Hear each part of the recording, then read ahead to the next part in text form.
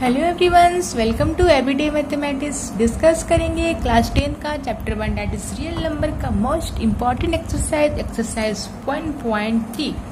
Guys, exercise 1.3 बहुत ही important है। Exam में इससे 1 क्वेश्चन डेफिनेटली जरूर पूछे जाते हैं, या तो फिर ये क्वेश्चन सेम होंगे या फिर इसके नंबर चेंज कर दिए जाएंगे। बस पैटर्न जो होते हैं सेम होंगे, पर इवन क्वेश्चन आता ही आता है इससे। सो आप एक्सरसाइज 1.3 को केयरफुली देखें और समझें। तो चलिए देखते हैं इसका क्वेश्चन नंबर 1। क्वेश्चन नंबर 1 ये है, क्या बोलता है? Prove that root 5 is irrational.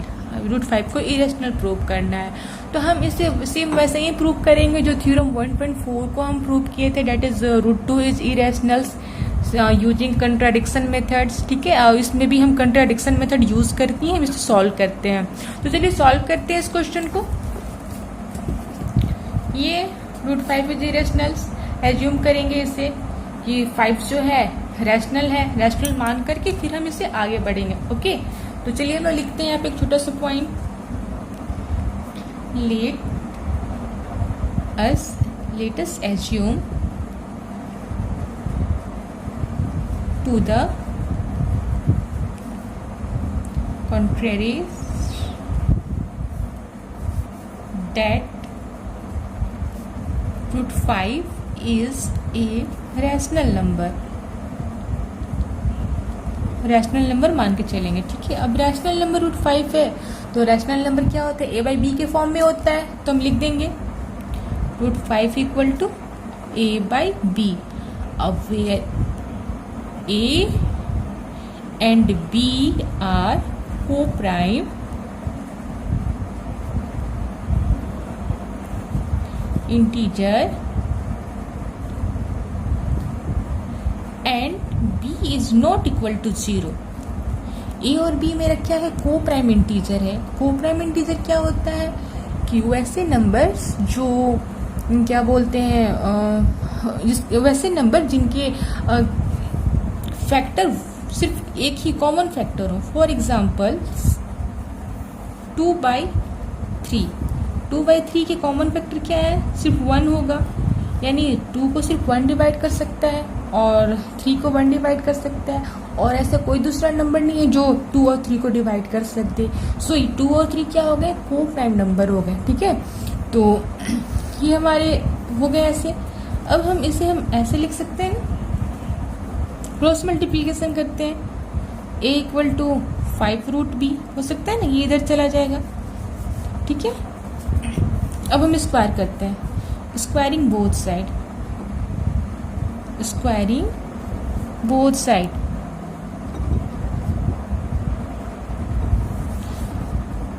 ये हो गया a square equal to b root 5 का square. a square equal to 5b square हो गया ना। इसे हम इक्वेशन 1 मान लेते हैं। अब हम ऐसे लिख सकते हैं b square equal to a square by 5। इसको इधर ले आए, लिख सकते हैं ना। अब हम क्या देखते हैं कि 5 जो है हमारा a स्क्वायर को डिवाइड कर रहा है ना। ऐसे हम लोग लिखते हैं ना, तो हम यहाँ पे एक लाइन लिखेंगे, here a square is divided by 5। ठीक है, इसलिए a is divided by 5। जब a स्क्वायर 5 से डिवाइड हो रहा है तो a भी डिवाइड होगा 5 से। बाई थ्योरम 1.3 में हम इस चीज को डिस्कस किए थे। अब वो थ्योरम को देखिए, आपको यहाँ पे जो भी कंफ्यूजन होगा वो क्लियर हो जाएगा। डिवाइडेड बाई 5 लिख देंगे बाई थ्योरम 1.3। जैसे देखिए 5 जो है स्क्वायर, ए स्क्वायर को डिवाइड कर ले। ए स्क्वायर को हम मान लेते 10 का स्क्वायर यानी कि 100। 10 का स्क्वायर 100 हुआ ना, 10 का स्क्वायर 100 हुआ। 5 हमारा 10 के स्क्वायर को डिवाइड कर रहा है, तो 5 हमारा 10 को डिवाइड करेगा ना, 10 को डिवाइड करेगा। 5 जब 10 के स्क्वायर को डिवाइड कर रहा है तो 5 10 को डिवाइड करेगा ना। वही बात बोल रहा है, ए स्क्वायर इज डिवाइडेड बाई 5, इसलिए ए इज डिवाइडेड बाई 5। ठीक है, तो अब यहाँ पर हम एक और चीज लिखते हैं, show a equal to 5c। a equal to 5c कैसे आया? अब हम 10 को ऐसे लिख सकते हैं, 10 को हम 5 इंटू 2 लिख सकते हैं। जब 10 को 5 डिवाइड कर रहा है तो 10 को हम 5 इंटू 2 लिख सकते हैं। यहाँ पर c की जगह पर 2 लिख सकते हैं हम, बिल्कुल लिख सकते हैं। वही बात है, a इक्वल टू 5c। ठीक है, अब क्या करेंगे, इस वैल्यू को a इक्वल टू 5c हम इस इक्वेशन 1 में पुट करते हैं। Putting the value of a in equation 1। Equation 1 में पुट करते हैं। इक्वेशन 1 क्या है? 5c का whole square equal to 5b का होल स्क्वायर। ये हुआ है ना। अब इसे सॉल्व करते हैं। 5c का होल स्क्वायर और 5b का होल स्क्वायर क्या हुआ? सॉरी, ये सिर्फ 5b स्क्वायर ही होगा, 5b स्क्वायर। ओके, तो अब इसे सॉल्व करते हैं। 5c का होल स्क्वायर क्या हो जाएगा? 25c square.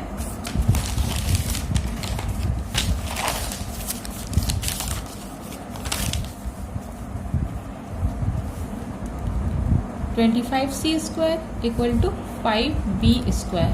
ओके, अब कट कर देते हैं। 5 5 जो 25, 5c square equal to b square. अब c square equal to b square divide by 5। अब क्या देख रहे हैं कि b स्क्वायर को 5 डिवाइड कर रहा है, और हम इधर क्या देख रहे थे कि 5 जो है a स्क्वायर को भी डिवाइड कर रहा है। यहाँ पे लिख देते हैं हम लोग, here p square is divided by 5, इसलिए b is divided by 5 by theorem 1.3। Okay, अब हम क्या देखते हैं कि 5 जो है b को भी डिवाइड कर रहा है, और 5a को भी डिवाइड कर रहा है, और 5a और b दोनों को डिवाइड कर रहा है। और हम मान के क्या चले थे, a और b मेरा को प्राइम है, यानी कि सिर्फ इसका एक ही कॉमन फैक्टर होंगे, डेट इज 1। लेकिन यहाँ तो इसके एक और कॉमन फैक्टर मिल रहा है, डेट इज 5। तो जो हम मान के चले थे कि a और b को प्राइम है, वो तो हमारा गलत हो गया ना, गलत हो गया। अब गलत हो गया तो जो हम मान के चले थे कि √5 मेरा रैशनल नंबर है, वो भी गलत हो गया ना। तो चलिए इस चीज को हम लिख लेते हैं लैंग्वेज में, जो कि बहुत जरूरी है एग्जाम के लिए।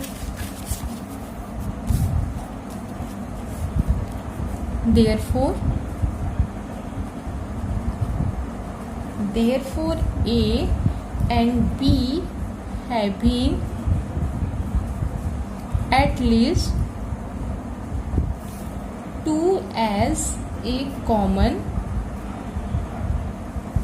factor. Here our assumption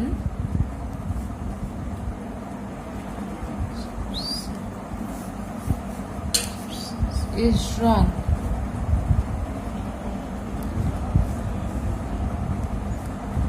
हमारा एजप्शन जो है वो रॉन्ग हो गया। क्या था? A and B नॉट को प्राइम। A और B जो हमारा होगा वो को प्राइम नहीं होगा। ठीक है, सो this contradict the fact √5 is rational। ये जो √5 को हम लोग रैशनल माने थे, उसको ये कंट्राडिक्ट कर रहा है, विरोध कर रहा है। इसलिए √5 मेरा क्या हो जाएगा? वो रैशनल नंबर हो जाएगा। ओके, इरेशनल नंबर हो जाएगा।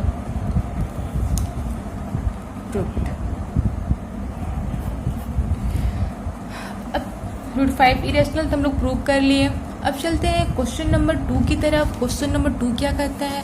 ये हमारा क्वेश्चन नंबर 2 है, बोलता है प्रूव दैट 3 + 2 √5 इज इरेशनल। अब 3 + 2√5 को हमें इरेशनल प्रूव करना है। ठीक है, चलिए इसको प्रूव करते हैं। बहुत ही सिंपल सा क्वेश्चन है ये।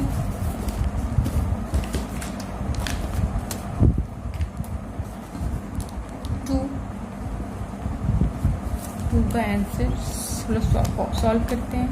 सेम वही प्रोसेस यूज करेंगे हम लोग, कंट्राडिक्शन मेथड यूज करेंगे हम लोग। पहले हम लोग एज्यूम करेंगे। क्या एज्यूम करते हैं? Let us assume to the contraries that 3 + 2√5 is rational. ओके, अब 3 + 2√5 को रैशनल मान लिए तो वही a/b के फॉर्म में लिखेंगे। 3 + 2√5 इक्वल टू क्या हो जाएगा? a/b। वही a और b मेरा को प्राइम होगा, where a and b are coprime integer and b is not equal to 0। ठीक है, अब इसको थोड़ा सिंप्लीफाई कर लेंगे हम। 3 को इधर ले जाएंगे तो 2√5 इक्वल टू a/b -3। इधर आएगा तो 3, इधर जब 3 आएगा तो माइनस में आ जाएगा ना। तो सॉल्व कर लेते हैं इसको। एलसीएम लेंगे, a b क्या आ जाएगा? 3b। इसको सॉल्व करने पर तो होता है ना। अब 2 को हम इधर लाएंगे, √5 इक्वल टू 1/2 a - 3b/b। ये हो गया ना। अब हम क्या देखते हैं कि a - 3b/b मेरा क्या है? ये रैशनल नंबर है। कैसे? a और b को हम लोग को प्राइम माने थे ना, और a और b को प्राइम इंटीजर है। ये इंटीजर है कि यहाँ पर a और b का हम इंटीजर क्या होता है? All whole number and their opposite. जैसे कि ये मेरा इंटीजर ये हो गया, ये होता है इंटीजर ना। 0 1 2 -1 -2 अप टू इन्फिनिटी तक जाएगा, इधर भी इन्फिनिटी तक जाएगा।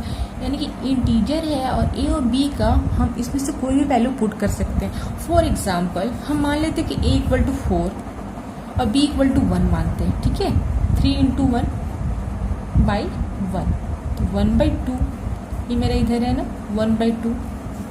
अब इसे सॉल्व करते हैं, क्या आ जाएगा? 4 - 3/1 1/2। 4 - 3 1 × 1/1 that is 1/2। 1/2 is a rational number. Rational number होता है ना 1/2। तो इधर ही मेरा हम क्या देखते हैं कि a - 3b/2 भी मेरा रैशनल नंबर है। जब ये मेरा रैशनल नंबर है और √5 इसके लिए इसके इक्वल है तो √5 भी मेरा रैशनल नंबर हो जाएगा, होगा ना। बट हम ये जानते हैं कि √5 मेरा इरेशनल नंबर है। अभी थोड़ी देर पहले ही हम प्रूव किए इस चीज को। तो चलिए यहाँ पे कुछ लाइन लिखते हैं हम लोग। सिंस a - 3b/2b, इसको 2b लिख सकते हैं ना, मल्टीप्लाई होगा तो, is rational.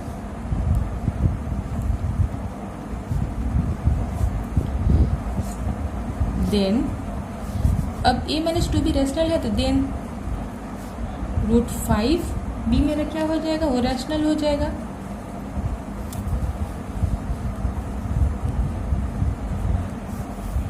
But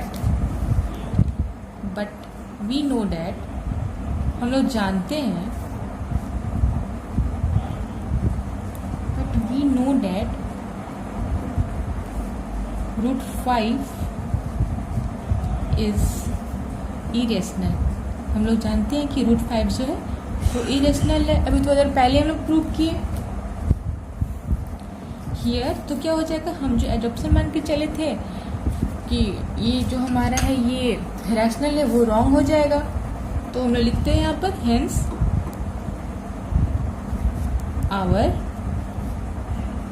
assumption was wrong.